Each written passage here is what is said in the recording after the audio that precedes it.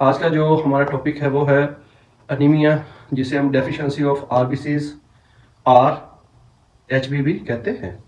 इसमें क्या होता है कि इंसान के अंदर जो है आरबीसीज की या एचबी की कमी हो जाती है। जो मेल्स जो होते हैं उनमें एचबी का जो नॉर्मल लेवल है वो है 14 से लेकर 16। जो फीमेल्स हैं उनके अंदर है 12 से लेकर 14। अगर इससे कम अगर एचबी आ रही है तो जो पेशेंट है उसको हम अनीमिक पेशेंट कहेंगे। उसके बाद हम बात करते हैं sign and symptoms of anaemia.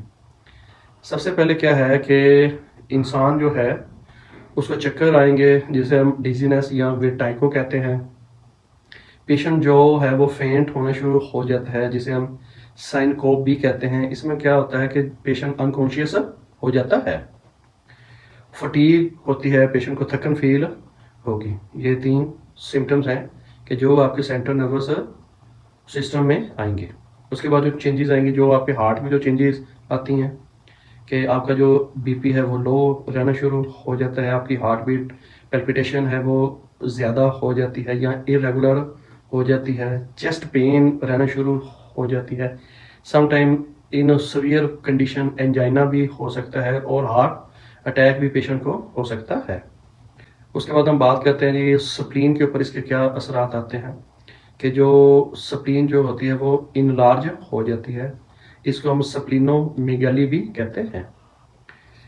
उसके बाद हम अगर आइस की बात करते हैं तो आइस का जो कलर है वो येलो हो जाता है।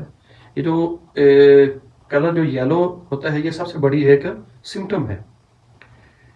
उसके बाद जो आपकी जिल्द होती है पेशेंट की वो पेल हो जाती है, येलो हो जाती है। आपके पेशेंट के जो हाथ पाँव हैं वो ठंडे रहने शुरू हो जाते हैं।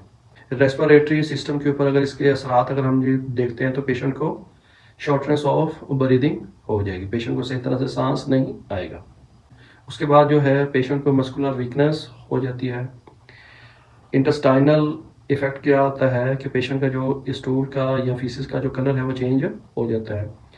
अनीमिया में क्या होता है कि जो पेशेंट के स्टूल का जो कलर है वो ज़्यादातर वो वाइट कलर का जी हो जाता है। आखिर पे जो सिम्टम आती है कि जो पेशेंट के जो नेल्स होते हैं वो टूटने शुरू हो जाते हैं और जो हेयर लॉस है वो होना शुरू हो जाता है।